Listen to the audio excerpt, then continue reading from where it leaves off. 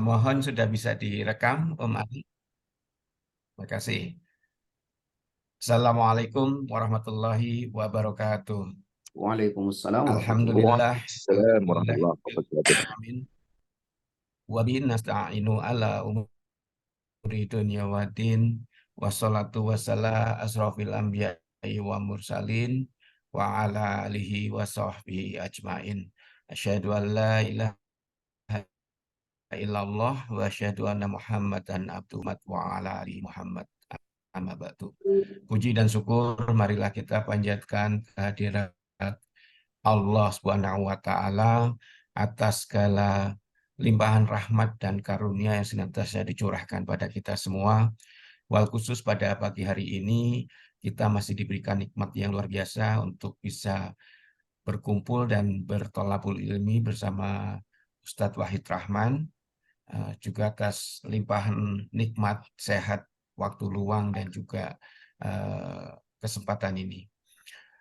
Shalawat dan salam semoga tercurah kepada junjungan kita Nabi besar Muhammad Shallallahu Alaihi Wasallam beserta sahabat, keluarga dan pengikutnya yang istiqomah, dan insya Allah kita termasuk pengikut beliau yang akan mendapatkan sawat beliau di yaumil kiamah nanti. Baiklah Bapak Ibu rekan villa yang dimuliakan Allah, pekan lalu kita sudah membahas eh, surat Al-Baqarah ayat 28. Dua pekan berturut-turut kita membahas yang pertama kali mengenai bagaimana Allah mematikan, menghidupkan, dan mematikan, menghidupkan, dan mematikan kita lagi.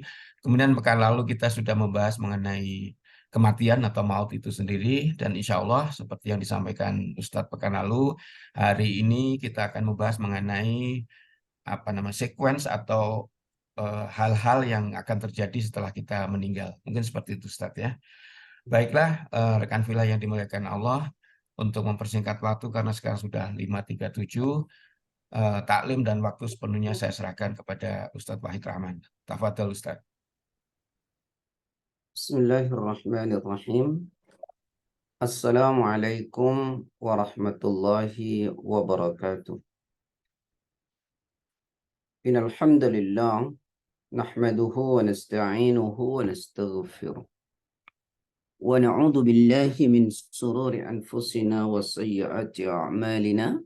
May yahdihillahu fala mudilla lahu wa may yudlilhu fala hadiya lahu. Asyhadu an la ilaha illallah wahdahu la syarika lah wa asyhadu anna Muhammadan abduhu wa rasuluhu la nabiyya wa la rasula ba'dahu wa ba'd. Alhamdulillah, puji syukur pada Allah karena sungguh atas nikmat izin serta karunia-Nya pada pagi ini kita bisa bersama kembali. Mudah-mudahan kebersamaan ini kelak Allah membersamakan kita di surganya. Salawat dan salam semoga senantiasa tercurah kepada Rasulullah SAW, pada keluarganya, sahabat-sahabatnya, pengikut-pengikutnya, dan tentu kita semua yang mengikutinya. Bapak Ibu yang dirahmati oleh Allah, sahabat-sahabat semua, semoga Allah memberi kesehatan, keberkahan hidup. Sebagaimana tadi disampaikan, kita masih menjelaskan tafsir pada surat Al-Baqarah ayat 28. Kaifa takfuruna billahi wa kuntum amwatan fa ahyakum thumma yumitukum thumma yuhyikum thumma ilaihi turja'un. Bagaimana kalian ingkar kepada Allah, kalian tadinya tidak ada, kemudian Allah hidupkan di muka bumi ini, lalu kemudian Allah matikan, dan kemudian Allah hidupkan kembali, dan kemudian kepadanya lah dikembalikan. Ya, kita kemarin sudah bicara tentang soal hidup, kemudian soal proses mati dan sakaratul maut. Hari ini kita akan masuk pada fase yang ketiga, yaitu kita masuk ke dalam alam kubur.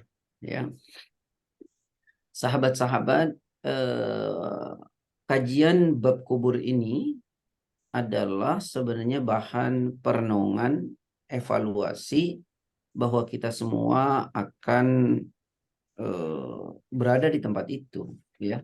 Kita semua akan berada di tempat kubur ini. Ya, tidak ada satu manusia pun yang tidak akan wafat, ya. Tidak ada satu manusia pun yang tidak akan wafat. Karena itu kita perlu memahami apa saja yang ada di dalam kubur dan bagaimana kejadian-kejadian itu. Ya, sebab begini Bunda, teman-teman sekalian, sahabat, saya teringat Rasulullah pernah mengatakan begini. Kubur itu adalah ana baitul ghurbah. Ana baitul ghurbah. Aku adalah tempat kesunyian. Wa ana baitul wahdah. Dan aku adalah tempat kesendirian. Wa ana baitul turab. Dan aku ini adalah rumah tanah. Wa ana baitud dud. Dan aku ini adalah rumah belatung. Saya ulangi. Ya. Kubur berkata, ana baitul ghurbah. Aku adalah rumah kesunyian. Ya, itu kata kubur. Wa ana baitul wahdah. Dan aku adalah rumah kesendirian. Wa ana baitul turab. Dan aku ini adalah rumah tanah. Wa ana baitul dud. Dan aku ini adalah rumah belatung. Maka demi Allah, tidak ada yang bisa menjadi harapan kita. Tidak ada yang bisa menemani kita kecuali akan menemani kita menjadi harapan bahagia kita di kubur itu adalah amalan-amalan soleh. Karena itu coba direnungkan kembali walaupun kemarin sudah saya bahas pada Al-Quran surah 18 ayat 46. A'udzu billahi minasyaitonir rajim. Al-malu wal banuna zinatul hayatid dunya. Wal baqiyatus salihatu khairun 'inda rabbika thawaba wa khairun amala. Monggo. A'udzubillahiminasyaitonirrajim. Harta dan anak-anak adalah perhiasan kehidupan dunia, tetapi amal kebajikan yang terus-menerus adalah lebih baik pahalanya di sisi Tuhanmu, serta lebih baik untuk menjadi harapan.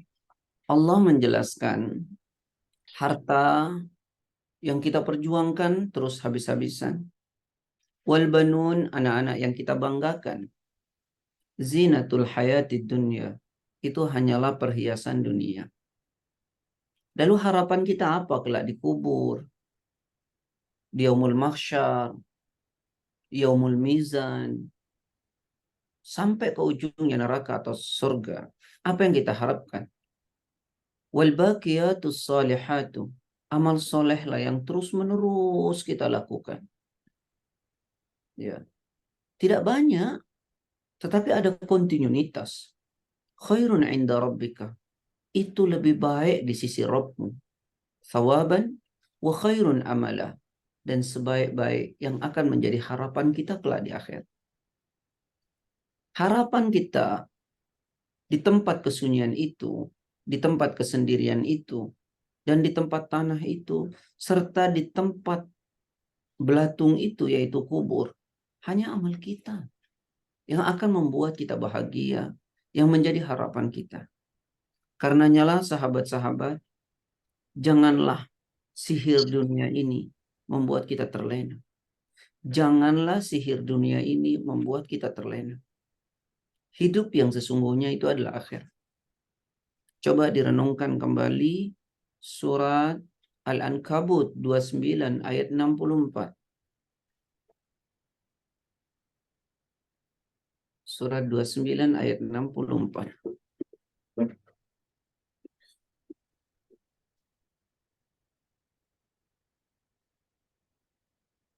Wa ma hadhil hayatud dunya illa lahu wa la'ib.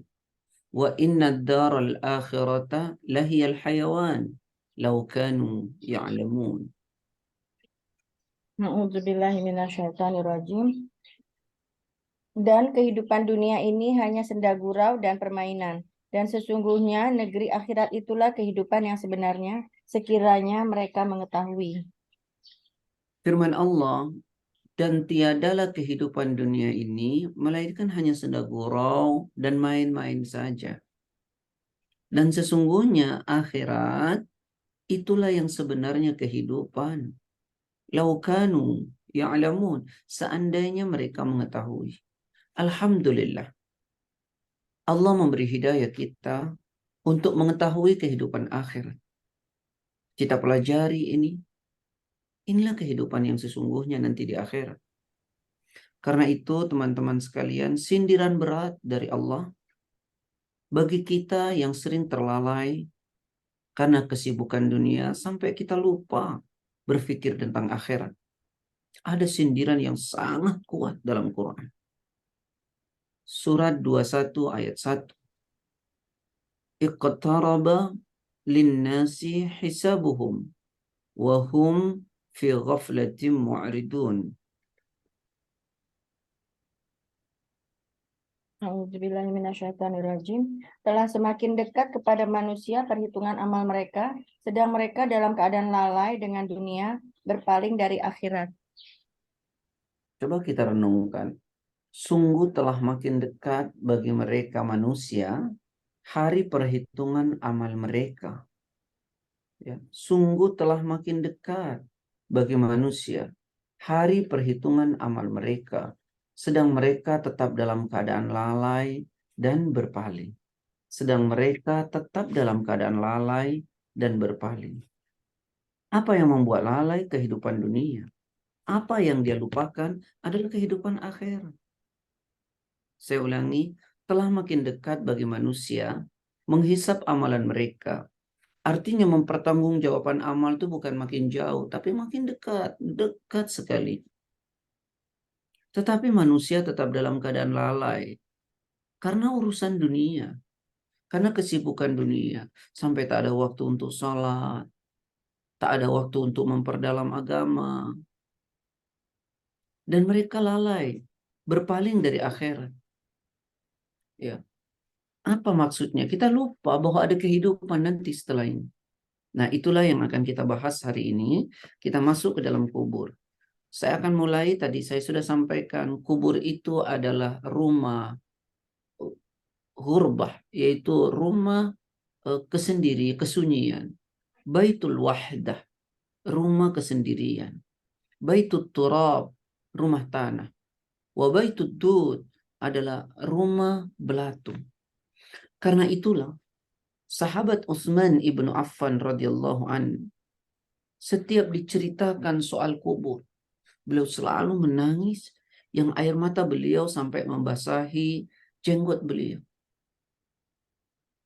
Karena begitu mengerikan. Nah, Rasulullah Shallallahu Alaihi Wasallam menceritakan dan mengingatkan kepada kita soal kubur. Apa kata Rasul? Innal qabrah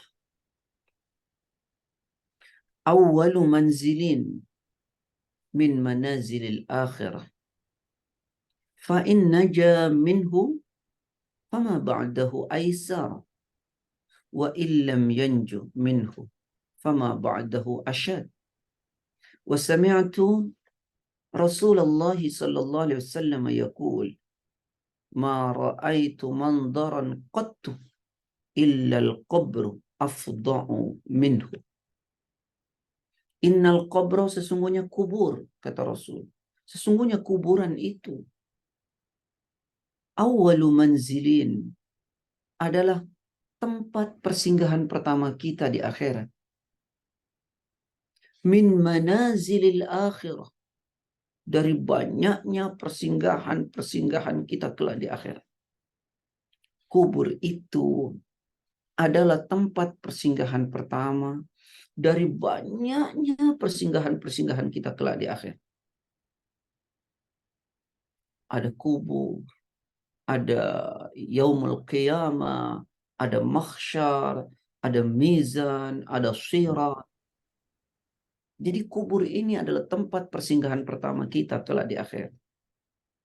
Lalu kata Rasul, fa in naja minhu, jika engkau selamat dari alam kubur, fama ba'dahu aisar, maka setelahnya jauh lebih ringan.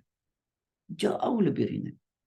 Kalau kita selamat dari alam kubur, maka setelahnya jauh lebih ringan.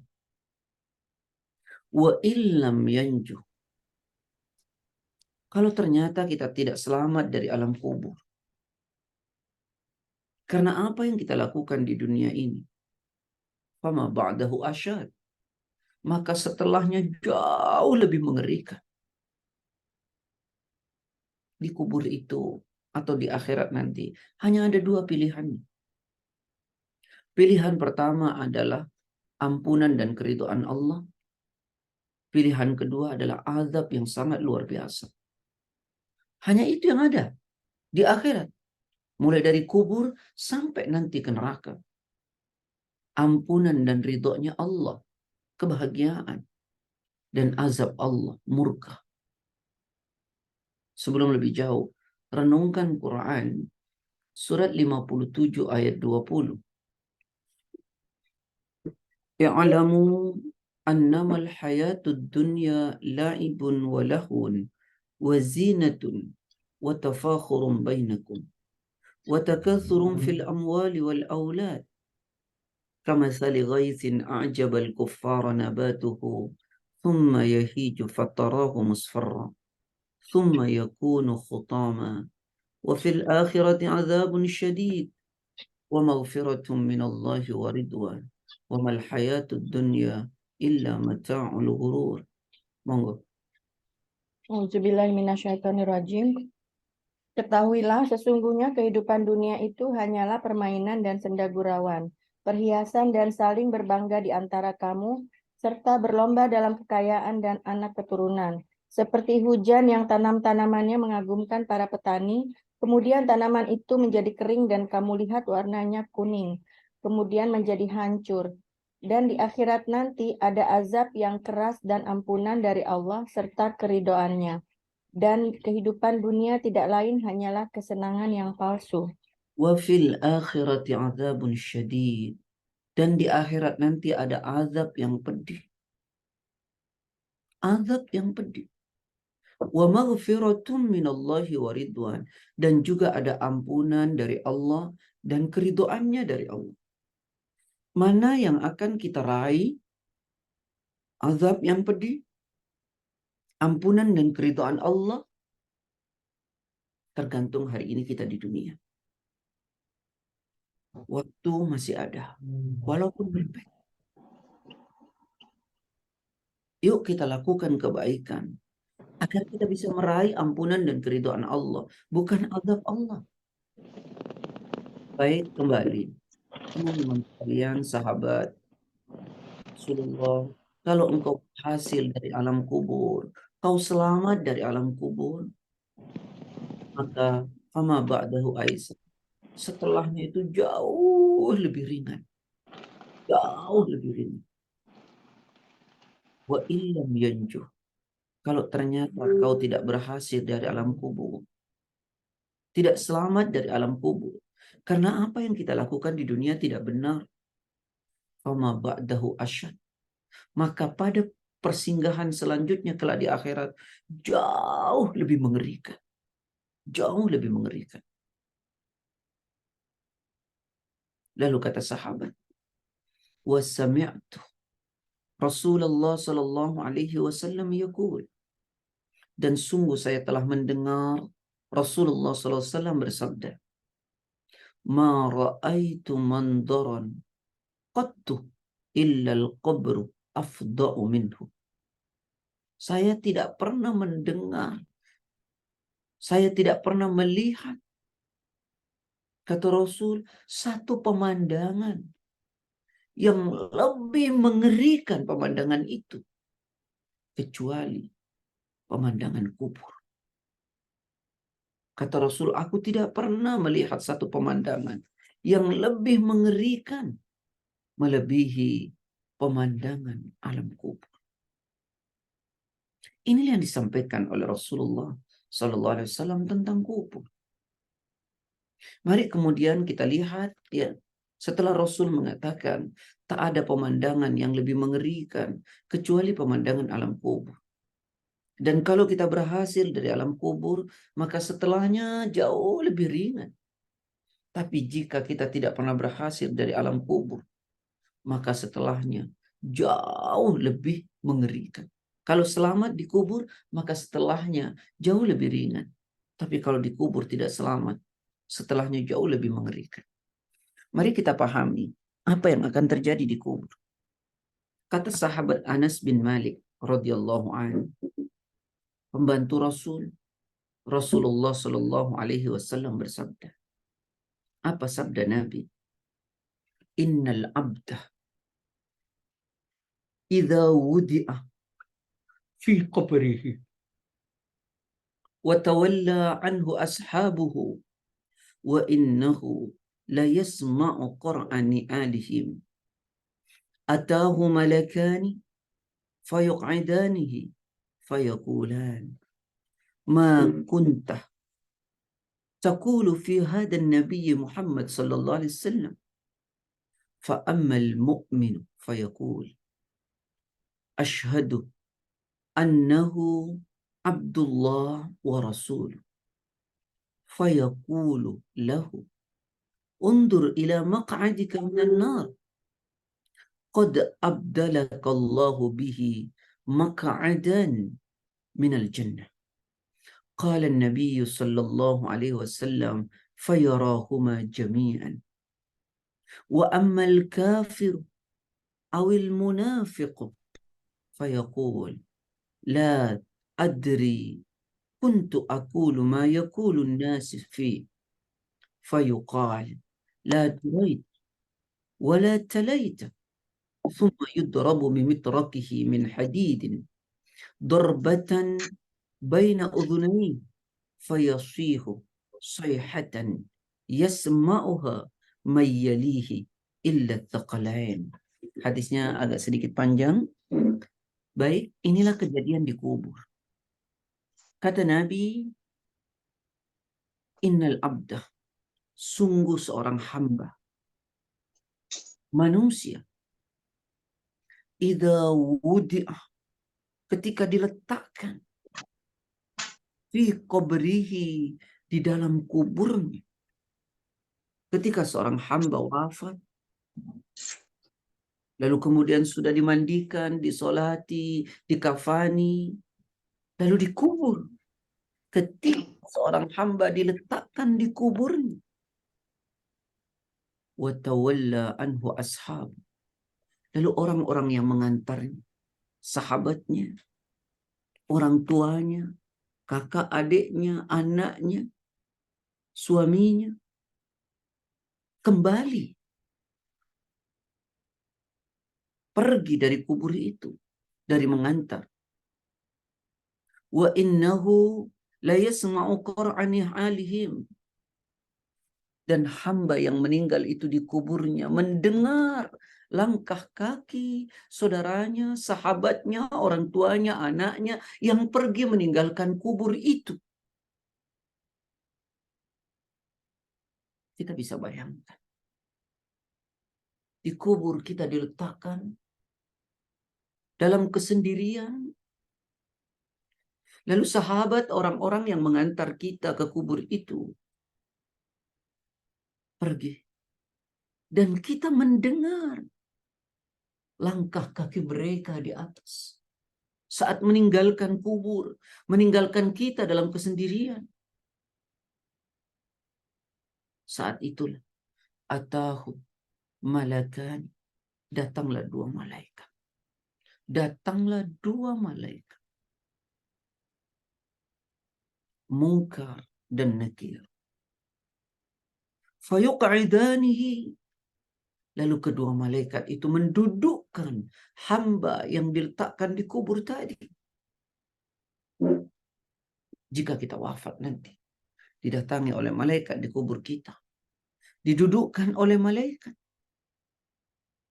Fayaqulan, setelah malaikat mendudukkan, fayaqulani, kedua malaikat itu bertanya kepada kita. Apa yang ditanyakan? Sebelum pertanyaan ini, saya ingin sampaikan Kita tidak bisa menjawab karena kefasihan lisan kita. Dan kita tidak menjawab karena kepintaran logika kita. Tapi jawaban-jawaban kita bersesuaian dengan amal dan keyakinan yang kita lakukan di dunia. Sekali lagi, kita tidak menjawab dengan kefasihan lisan kita yang pandai berdialektika. Kita tak bisa menjawab dengan kepintaran logika kita. Tapi kita menjawab bersesuaian dengan amal-amal dan keyakinan yang kita lakukan di dunia. Karena itu Allah Ta'ala berfirman, Al-yawma nakhtimu ala afwahihim wa tukallimuna aydihim wa tashhadu arjuluhum bima kanu yaksibun. Al-yawma, pada hari, nakhtimu ala afwahihim, kata Allah, kami kunci mulut-mulut mereka yang pandai berbicara, tak bisa berbicara, yang fasih berdialektika, tak lagi bisa. Wa tukallimuna aydihim, dan tangan kita yang berkata. Tangan kita yang berkata. Wa tashhadu arjuluhum, dan kaki kita yang menjadi saksi. Kaki-kaki mereka menjadi saksi, tangan-tangan mereka berbicara. Bima kanu yaksibun, dengan apa-apa yang telah mereka lakukan di dunia lalu. Itu yang terjadi di kubur. Malaikat tadi mendudukkan kita di kubur. Fayaqulan, lalu kedua malaikat itu pun bertanya kepada kita. Yang bukan mulut kita yang menjawab, tapi tangan kita. Apa yang dia tanyakan? Ma kunta taqulu fi hadan nabiyyi Muhammad sallallahu alaihi wasallam. Apa yang kamu katakan tentang Nabi Muhammad sallallahu alaihi wasallam ini? Apa yang akan kau katakan tentang Nabi Muhammad sallallahu alaihi wasallam? Fa ammal mu'min, jika hamba yang dikubur, yang wafat itu adalah orang beriman. Cek, jika hamba yang wafat itu adalah orang beriman. Saya sampaikan, iman itu adalah tasdikun bil qalbi. Mari koreksi diri kembali. Adalah iman itu yang kita yakini betul dalam hati kita. Wa iqrarun bil lisan, dan pengakuan dengan lisan. Wa amalun bil arkan, atau wa amalun bil jawari, dibuktikan dengan perbuatan. Iman tak sekedar yakin. Iman tak sekedar berucap. Tapi iman itu yakin, diucapkan, dan diimplementasikan dalam kehidupan sehari-hari. Terlalu banyak orang mengklaim dirinya beriman, yakin kepada Allah, tapi tidak pernah bisa membuktikan dalam realitas kehidupan bagaimana sifat orang beriman, bagaimana keyakinan orang beriman, bagaimana beribadahnya orang beriman, bagaimana cara bermasyarakatnya orang beriman, bagaimana cara bermuamalahnya orang beriman. Ini sirna iman yang benar. Baik. Jika yang ditanya itu adalah seorang hamba yang beriman, fayaqul, maka dia akan berkata. Ketika dia ditanya tentang Nabi Muhammad SAW, dia menjawab, Ashhadu, saya bersaksi. Annahu, sesungguhnya Muhammad, Abdullah, adalah hambanya Allah. Wa rasuluhu, dan juga rasulnya Allah. Mohon maaf, ada dua kata. Muhammad adalah hamba Allah dan Muhammad rasulnya Allah. Hamba itu adalah seperti kita, manusia biasa. Rasul adalah manusia pilihan yang diberi wahyu oleh Allah. yang mengetahui kabar langit. Tapi dimulai dengan kata hamba. Maka kalau demikian, kenapa mesti ada hamba dan rasul? Tolong sahabat-sahabat, Rasulullah itu manusia.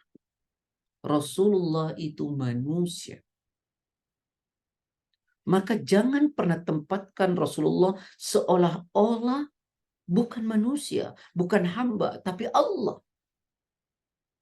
Sehingga banyak kita yang kadang-kadang mohon maaf sekali salah menempatkan Rasul. Seolah-olah dia adalah Tuhan, bukan hamba. Akhirnya orang minta kepada Rasul. Minta itu kepada Allah, bukan kepada Rasul. Rasul itu seorang hamba. Makanya kata ada Abdullah, hambanya Allah. Rasul itu adalah hamba. Ada satu kisah. Seorang sahabat, Hudzaifah al-Yaman, menemani Rasulullah tidur di masjid. Di saat pagi, sahabat ini mengambil air, mempersiapkan untuk wudhunya Rasul dan hajatnya Rasul. Lalu Rasulullah mendapatkan itu, Rasulullah berkata kepada sahabatnya ini, wahai saudaraku, mintalah sesuatu engkau kepada aku. Sahabat ini berkata, ya Rasulullah, aku ingin bersamamu di surganya Allah. Nabi pun berkata, aghayra dzalik, adakah yang lain yang kau minta? Sahabat ini pun berkata, cukup ya Rasulullah, aku hanya ingin bersamamu di surganya Allah ya Rasul. Apakah Rasulullah mengatakan iya? Tidak. Rasulullah mengatakan, kalau begitu bantu aku saudaraku, perbanyaklah engkau sujud. Maksudnya ibadah, salat. Ibadahmu itu mengantarkan ke surganya Allah. Begitulah Rasulullah. Rasulullah ini hamba, bukan Allah. Bukan Tuhan. Nah, ada kisah yang lain menunjukkan ada 3 orang sahabat Nabi. Ini bisa dibaca kalau sahabat-sahabat kemarin ikut kajian saya di kitab Riyadhus Shalihin hari Senin. Ada 3 sahabat datang ke rumah istri Nabi. Sahabat ini bertanya, bagaimanakah ibadah Nabi di rumahnya? Karena tentu sahabat ini tidak mengetahui apa yang dilakukan Rasulullah di rumahnya saat sholat malam, soal bersikap, soal beribadah. Yang dilakukan Nabi di masjid, sahabat lihat. Yang Nabi lakukan di pasar, sahabat lihat. Yang Nabi lakukan di jalan bermasyarakat, sahabat lihat. Tapi sahabat tidak tahu apa yang dilakukan Nabi di rumahnya. Karena itu sahabat bertanya kepada istri Nabi, wahai istri Rasulullah, apakah ibadah yang dilakukan oleh Rasulullah SAW di rumahnya? Lalu kemudian istri Nabi mengabarkan kepada mereka tentang bagaimana Rasulullah beribadah. Lalu sahabat merasa rendah. Bagaimana dengan kita ini ibadah kita? Padahal Rasulullah sudah dijamin surga. Rasulullah sudah diampuni dosa-dosanya yang lampau dan yang akan datang. Tapi ibadahnya seperti itu, lalu bagaimana dengan kami, kata sahabat. Lalu satu dari 3 sahabat itu berkata, mulai hari ini saya akan senantiasa berpuasa. Setiap hari. Setiap hari. Yang satu lagi sahabat berkata, mulai hari ini saya akan melakukan sholat malam selama 1 malam penuh. Setiap hari. Saya akan melakukan sholat malam 1 malam penuh. Setiap hari. Sedangkan yang satu dari 3 itu berkata, saya tidak akan pernah menikah. Saya akan menyibukkan diri saya dengan ibadah. Lalu Rasulullah SAW menemui 3 sahabat tadi. Dan Rasulullah bersabda. Apa kata Rasulullah? Apa yang kalian katakan tadi? Aku ini, kata Rasul, orang yang paling bertakwa kepada Allah. Dan aku juga orang yang paling dekat dengan Allah. Dan aku juga orang yang paling takut kepada Allah. Tetapi aku puasa dan aku berbuka. Tidak puasa setiap hari. Aku puasa, esoknya berbuka. Artinya besoknya saya tidak puasa. Besok lagi berpuasa. Aku berpuasa, tapi tidak sepanjang waktu. Lalu kemudian Rasul mengatakan, aku pun sholat malam, wa ana arkud. Dan aku juga beristirahat. Karena Allah tidak menyuruh kita untuk sholat satu malam penuh. Allah hanya menyuruh kita untuk melakukannya sebagian. Surat 17 ayat 79. Wa minal laili fatahajjat nafilatan laka asa ayyab'atsaka rabbuka maqaman mahmuda. Pada sebagian malammu, tidak seluruhnya, lakukanlah tahajud sebagai ibadah tambahan bagimu. Semoga Allah Tuhanmu mengangkat kamu ke tempat yang terpuji. Allah tidak nyuruh semuanya. Sebagian malam saja. Nah, maka sahabat mengatakan, aku sholat dan aku istirahat. Aku pun tidur. Lalu kemudian Nabi mengatakan, aku ini orang yang paling bertakwa kepada Allah, yang paling takut kepada Allah. Aku masih menikahi wanita. Lalu bagaimana kalian akan sholat satu malam penuh setiap hari, akan puasa setiap hari, dan tidak akan menikah? Nah, ini menunjukkan bahwa Rasulullah ini seorang hamba, manusia. Maka kenapa jawaban tadi ketika ditanya oleh malaikat, ma kunta taqulu fi hadan Nabi Muhammad SAW, apa yang kau katakan tentang Nabi Muhammad SAW? Jika dia orang mukmin, dia berkata, asyhadu, saya bersaksi, annahu, sesungguhnya Muhammad Abdullah adalah hamba Allah, wa rasuluh, dan rasulnya Allah. Hamba. Maka jangan minta kepada Nabi, minta kepada Allah. Kita ini kadang-kadang berlebihan. Seolah-olah Rasulullah yang kita cintai itu adalah Tuhan. Baik, sahabat-sahabat, kita ingin menjawab seperti ini. Bukan pengetahuan yang harus kita pelajari hari ini. Kalau kita ingin mengatakan bahwa Muhammad adalah Rasulnya Allah, hambanya Allah, maka raih cintanya Rasul. Banyak orang mencintai Rasul. Tapi apakah kita dicintai oleh Rasul? Kita mencintai Rasul. Tapi apakah kita dicintai oleh Rasulullah? Mencintai itu mudah. Tapi mendapatkan cinta bukanlah perkara mudah. Maka kalau demikian, agar kita dicintai oleh Rasulullah SAW, sanjunglah Rasul dengan sholawatnya. Lalu tirulah apa yang dilakukan oleh Rasul. Baik itu dalam ibadahnya, baik itu dalam muamalahnya, baik itu dalam akhlaknya. Jangan sampai kita mengatakan cinta kepada Rasulullah, tapi kita tidak dicintai oleh Rasul. Karena apa yang kita lakukan bagai langit dan bumi dengan apa yang dilakukan Rasulullah SAW. Sekali lagi saya katakan, mencintai itu mudah. Tapi mendapatkan cinta bukanlah perkara mudah. Kita boleh berkata cinta Rasul. Tapi apakah kita mendapatkan cinta Rasul? Itu yang tidak tahu. Kenapa? Karena kita tidak melakukan apa yang disukai oleh Rasulullah SAW. agar kita bisa meraihnya.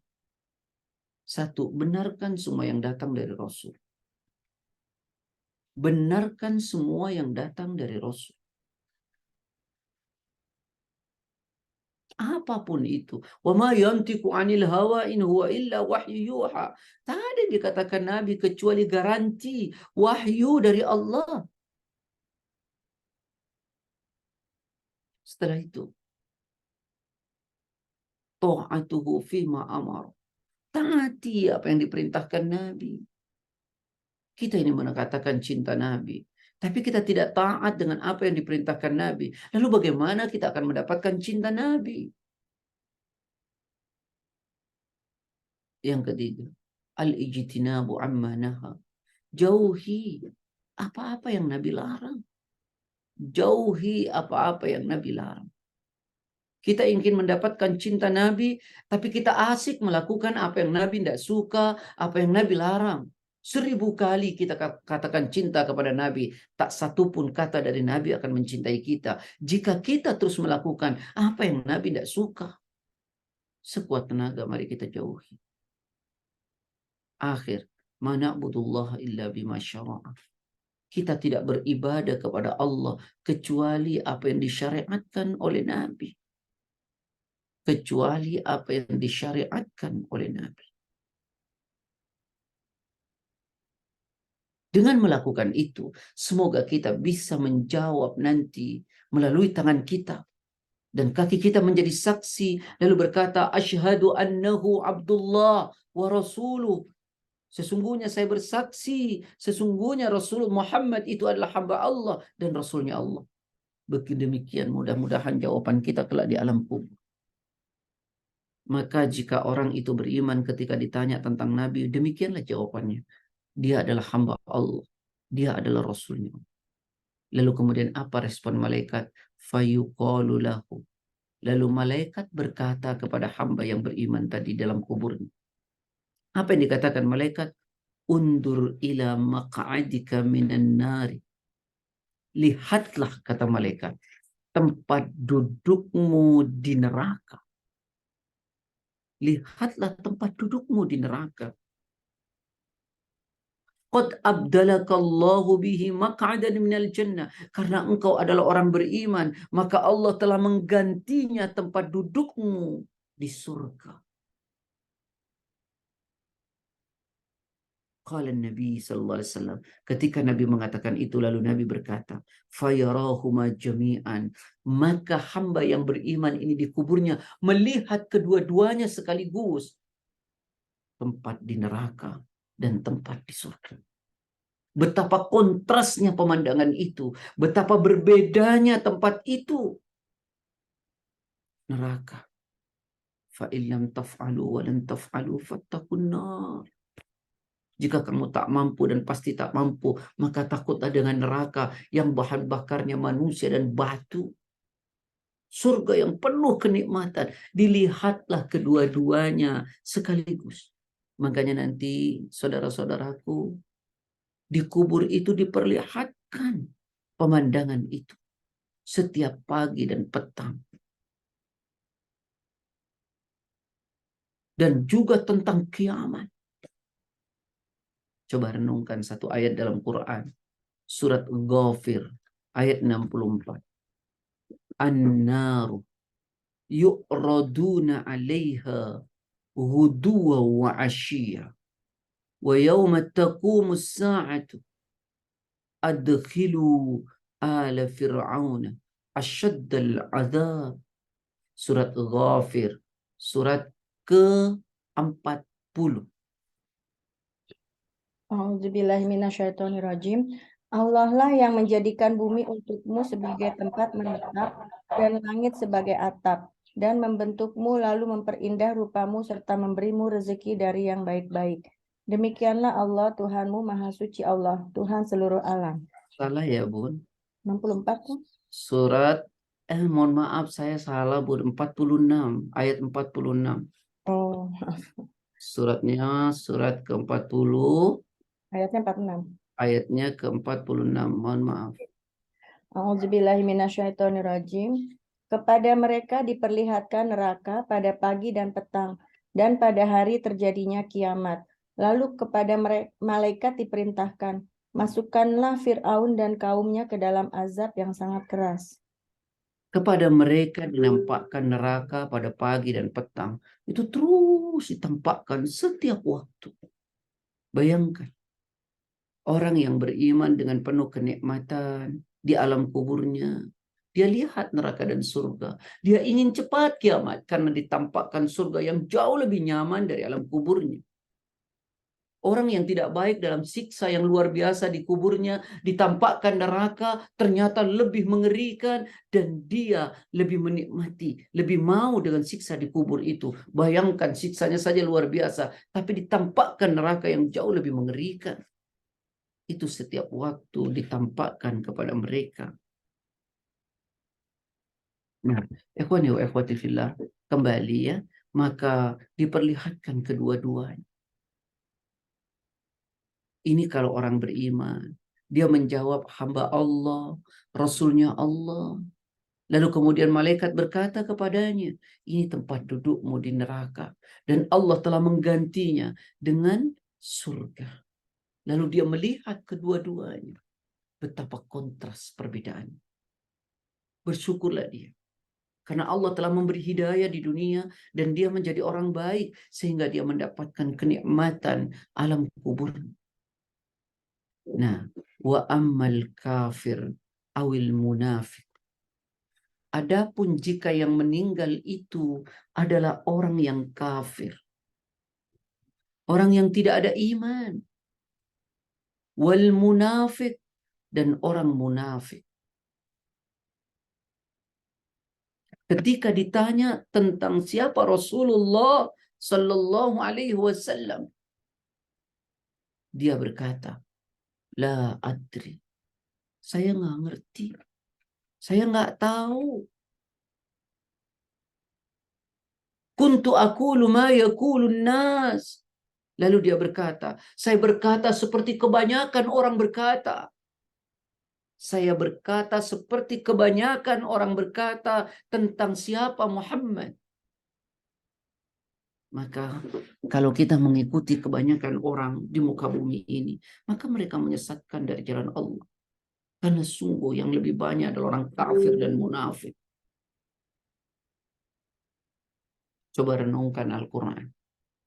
Surat ke-6 ayat 116. Wa in tuti aktsaru man fil ardi yudilluka an sabilillah. Iyattabi'una illa dhanna wa inhum illa yakhrusun. Quran surat Al-An'am ke-6 ayat 116. A'udzubillahi minasyaitonirrajim. Dan jika kamu mengikuti kebanyakan orang di bumi ini, niscaya mereka akan menyesatkanmu dari jalan Allah. Yang mereka ikuti hanya persangkaan belaka dan mereka hanyalah membuat kebohongan. Nah, jika kalian mengikuti kebanyakan orang di muka bumi ini, yudilluka an sabilillah. Niscaya mereka akan menyesatkanmu dari jalan Allah. Iyattabi'una illa dhanna, karena mereka hanya mengikuti prasangka saja, bukan dalil Quran, bukan hadis, bukan kata agama. Wa inhum illa yakhrusun, dan mereka tidak lain hanyalah berdusta terhadap Allah, membuat-buat dalam agama. Coba lihat tadi Bapak Ibu ke masjid. Itulah orang mukmin, betapa sedikitnya. Coba bayangkan kajian dengan konser. Betapa sedikit.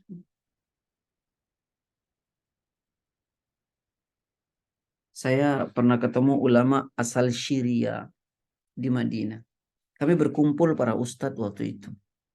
Lalu tiba-tiba ada seorang dari Syria, tapi beliau tak mengatakan dirinya ulama, tapi kami mengatakannya ulama karena beliau banyak menyampaikan hujjah-hujjah dalam berbagai macam kitab.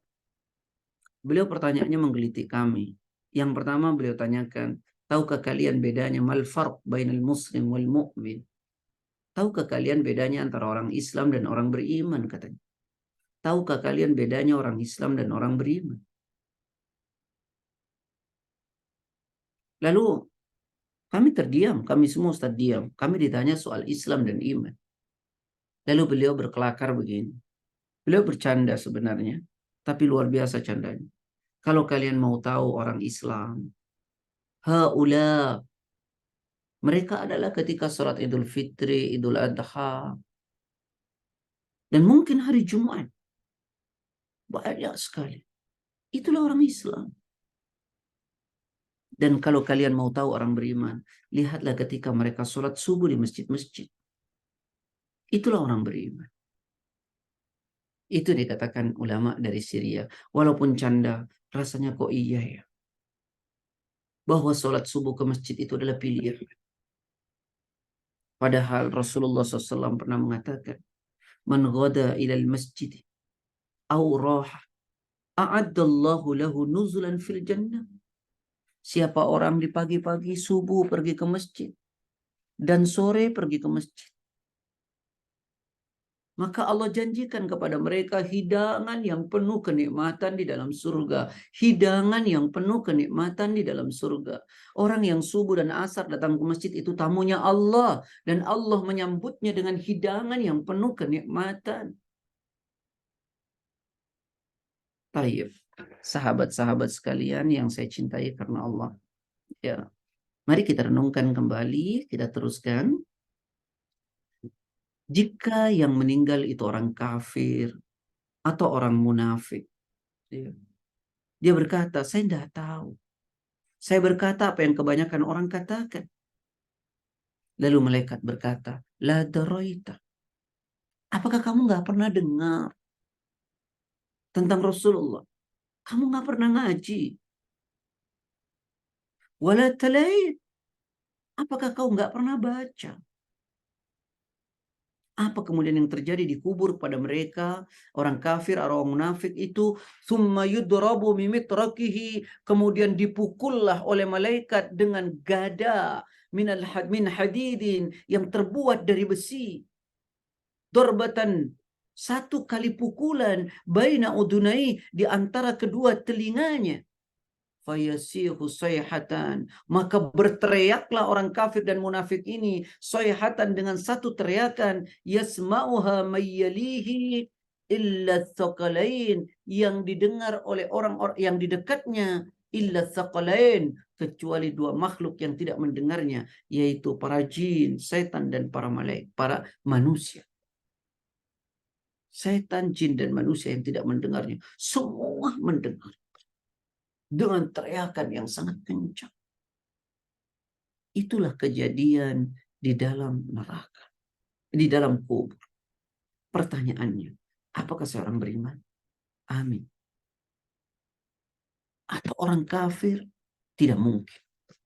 Atau orang munafik? Masih sangat mungkin. Maka karena itu kita perlu pahami, jangan-jangan kita ini termasuk orang munafik. Tapi waktunya sudah habis ya. 628, tanya jawab. Fadhal. Makasih Ustadz atas pencerahannya mengenai kubur. Jadi kelakarnya adalah pertanyaan kubur adalah sebenarnya ujian yang sudah dapat bocoran dari awal Ustadz. Cuma kita belum tentu bisa jawab. Jadi 3 pertanyaan kubur mengenai Tuhan kita, Nabi kita, dan agama kita. Ini sudah kita dapatkan dari kecil Ustadz. Tapi belum tentu kita bisa menjawabnya nanti di kubur. Baiklah Bapak Ibu yang dimuliakan Allah, silakan kalau ada yang ingin bertanya bisa segera dibuka mikrofonnya. Kita langsung saja, monggo. Nah, Ustadz mau tanya, Ya, Fadhal. silakan. Ustadz, kalau misalkan ada siksa kubur itu ya, itu sebenarnya fisiknya juga atau hanya ruhnya aja? Itu yang pertama. Kedua, mengenai surat 17 ayat 79, itu ada Ustadz yang mengatakan kalimatnya itu merupakan kalimat perintah. Jadi sebetulnya sholat tahajud itu hampir mendekati wajib. Apa benar seperti itu, Ustadz? Saya bahas yang kedua ya Bun. Ini adalah menurut tafsir-tafsir, hampir semua tafsir, ya, kata perintah itu, saya kasih kaidahnya dulu ya Bun. Ini kadang-kadang mohon maaf lahir batin saya tidak pada tingkat ingin menjelekkan siapapun dan menyalahkan siapapun. Banyak sekali kadang-kadang penceramah ya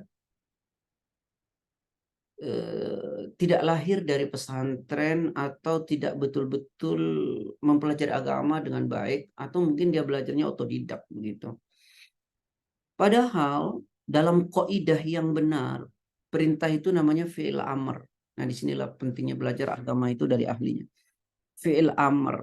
Amr itu adalah perintah. Tidak semua perintah itu menunjukkan wajib. Perintah itu ada yang menunjukkan sunnah, mandub. Saya kasih contoh. Nabi pernah mengatakan, "Sallu qabla al-maghribi." Itu jelas-jelas perintah tuh. Salatlah kalian sebelum maghrib. Maksudnya qobliyah. 3 kali Nabi mengatakan, "Sallu qabla al-maghribi." Salatlah kalian sebelum maghrib. Apakah ini menunjukkan wajib? Padahal jelas-jelas sunnah qobliyah. Yaitu adalah sunnah. Jadi tidak semua perintah itu menunjukkan wajib. Al-amru, ya, perintah asalnya yadullu 'alal wajib, menunjukkan wajib, tapi tidak semua perintah menunjukkan wajib. Saya kasih contoh lain. Nabi mengatakan, kata sahabat, amarona an nasuma minasyahri thalathata ayyam. Saya diperintahkan oleh Rasulullah untuk berpuasa setiap bulan 3 hari. Kemudian kita mengenalnya ayyamul bid. 13 wa 14 wa 15. Tanggal 13, 14 dan 15. Itu perintah. Apakah menunjukkan wajib? Artinya orang yang tidak puasa yaumul bid dosa. Iya, perintah, tapi hukumnya sunnah. Nah, tadi kemudian sholat qobliyah maghrib, iya perintah, tapi hukumnya sunnah. Bahkan sunnahnya pun ghairu muakkadah. Sunnah yang tidak terlalu ditekankan. Sholat sunnah qobliyah maghrib. Jadi tidak semua perintah itu menunjukkan wajib. Baik, masuk ke dalam surat 17 ayat 79. Wa minal laili, dan pada sebagian malammu fatahajjat, maka tahajudlah. Ya. Maka tahajudlah. Nah, tahajudlah di sini adalah satu, wajib buat Nabi, tapi tidak wajib buat kita. Ini menunjukkan sunnah. Andaikan itu wajib, maka orang yang tidak sholat tahajud berdosa dia. Nah, disinilah kadang-kadang terlalu tergabah-gabah ya. Tidak belajar kaidah, hanya tahu dia perintah. Mestinya belajar kaidah. Baik, wallahu alam. Gitu ya, Bun. Iya, Ustaz. Kemudian yang pertama tadi, apakah fisik dan psikis? Saya mau kasih tahu dulu begini, saya frame ya, Bun. Sesuatu yang sifatnya fisik jelas nampak, tidak gaib. Ya, memahaminya dengan akal. Karena sasarannya alam nyata. Kebenarnya mesti diriset. Hasilnya jadi ilmu pengetahuan. Tapi kalau itu alam gaib, maka alatnya tidak bisa pakai akal, tapi pakai hati. Karena sasarannya transendental, alam gaib. Kebenarannya tidak perlu diriset, cukup dipercaya. Hasilnya iman. Itulah kubur. Ya, itulah siksa kubur. Maka kalau ditanya dengan fisiknya atau tidak, tentu. Tapi bagaimana merasakan? Wallahu a'lam. Karena ada hadis yang mengatakan ini belum selesai, nanti kemudian dia dihimpit oleh kubur itu. Nah, ini kan fisik. Maka itu tidak bisa pakai akal, cukup kita percaya. Wallahu a'lam bagaimana. Itu jawaban Anda ya, Bun? Iya, Ustadz. Syukran. Afwan. Cukup ya, Mbak Rita. Cukup. Oke, baiklah kita berikan kesempatan lagi untuk yang lain apabila ada yang ditanyakan. Monggo, langsung dibuka saja mikrofonnya. Linda biasanya nanya ini. Assalamualaikum. Waalaikumsalam, monggo. Ustadz, kalau misalnya kan Tadi dijelaskan bahwa ketika sang mayit masuk ke dalam kubur dan dia mendengarkan langkah, mulai disiksa. Bagaimana kalau misalnya ada mayat yang bertahan karena nunggu keluarga itu sampai besok pagi, atau kadang-kadang juga menginap gitu sampai misalnya meninggalnya siang atau sore karena nunggu keluarga, dia baru dimakaminnya besok paginya gitu. Itu gimana ketentuan itunya ya Ustaz? Apa juga dia nanti disisanya nunggu sampai dia masuk kuburan gitu atau gimana? Saya ingin menyampaikan syariatnya dulu ya Bunda ya. Nih, Rasulullah sudah berpesan begini. Ya Ali, kata Rasulullah. Wahai Ali. Salasatun la yuakhirha. Ada 3 perbuatan Ali, kau tak boleh tunda. Kau tak boleh tunda. Yang pertama, as-salatu idza atat. Salat kalau sudah datang waktunya. Yang kedua, wal aima idza wajadat kuf'an. Anak perawan kalau sudah ada jodohnya. Cepat nikahkan. Yang ketiga, wal janazatu idza hadarat. Jenazah kalau sudah tiba. Maka kata Nabi, cepat mandikan, kafani, salatkan, kuburkan. Saya ulangi, mandikan, kafani, salatkan, kuburkan. Lalu Nabi mengatakan, jika dia orang baik, maka engkau sungguh telah mengantarkan dia untuk mempercepat mendapatkan kebaikan.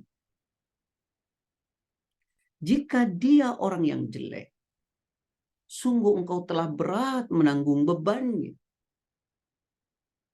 Yang pertama, beban itu adalah kita berdosa.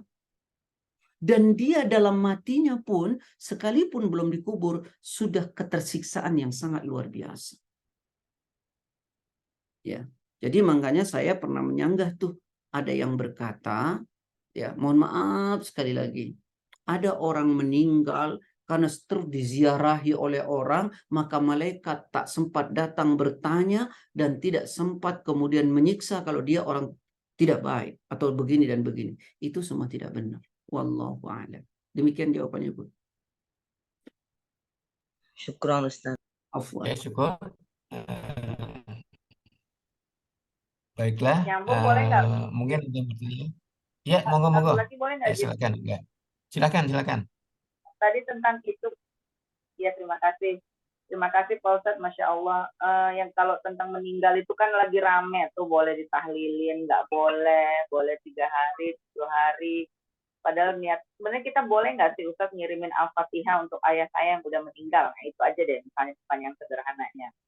Nah kemudian apakah bisa kita identikan dengan ketika baru meninggal itu kita memang mendoakan. Kan ada juga yang menyarankan 40 hari berturut-turut sholat sunat apa waktu ayah teman saya meninggal.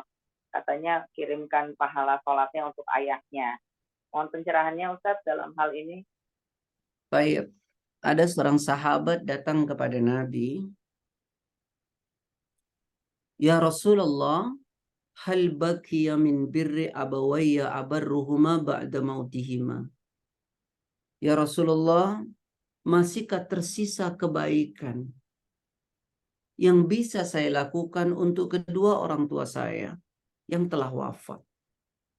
Kan intinya kita ingin terus berbuat baik kepada yang meninggalkan, Bun, kepada ayah kita, Ya. kepada ibu kita. Qala Nabi menjawab, arba'u hisal, ada 4 perkara. Apa itu? Yang pertama adalah 1. Fad'ullah. Doakan kepada Allah. Doakan. Jangan pernah berhenti. Ya Allah, lapangkan kuburnya. Terus kita doakan. Bahkan doa itu tidak hanya 40 hari. Terus jangan pernah berhenti. Doakan.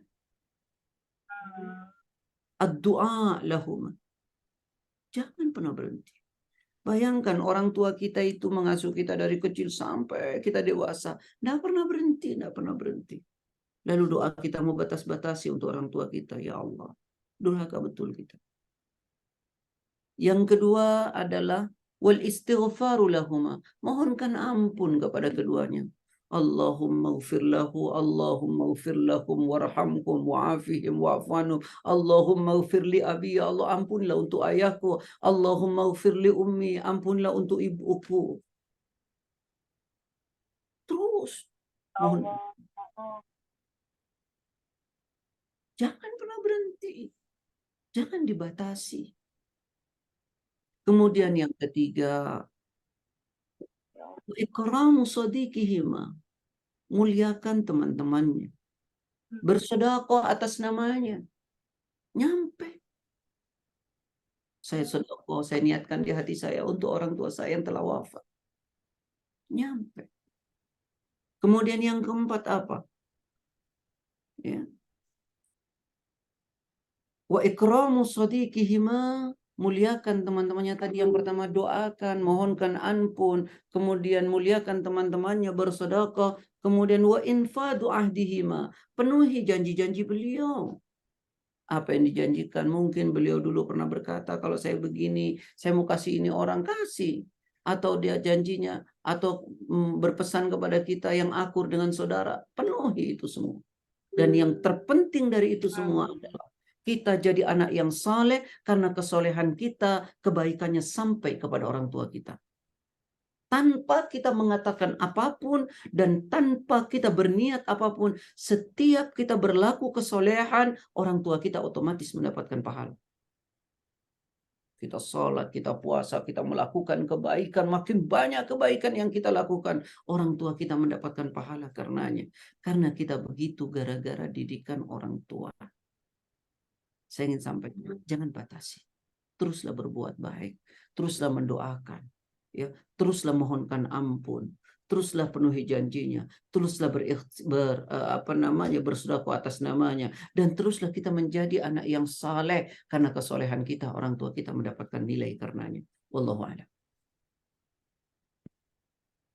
Cukup Mas Sigit? Masya Allah. Jazakallah. Cukup, Bu Linda? Iya, cukup banget. Makasih. Oke, makasih. Ini ada pertanyaan di chatroom, Ustaz. Jadi, apa yang dimaksud dengan mendapatkan rezeki di alam barzah? Atau sesungguhnya orang soleh tidak mati tapi hidup dan mendapatkan rezeki di alam ruh? Mungkin perlu penjelasan sedikit. Yang dimaksud rezeki itu adalah kenikmatan-kenikmatan. Ya, saya belum membacakan sama sekali tentang kenikmatan-kenikmatan di dalam kubur. Insya Allah masih boleh sekali lagi tentang ayat 28 ini. Nanti akan saya Ustaz, ceritakan boleh. kenikmatan-kenikmatan di dalam kubur. Insya Allah. Ya, jadi mohon maaf agak panjang nih tafsir satu ayat ini ya. Karena ini saya penting untuk memahaminya. Menurut saya, paling tidak untuk saya sendiri. Bagus Pak Ustadz. Jadi pertanyaannya disimpan untuk pekan depan, Ustaz ya. Ya Allah. Oke, terima kasih. Ya, silakan, masih ada mungkin satu pertanyaan lagi dan 642. Silakan.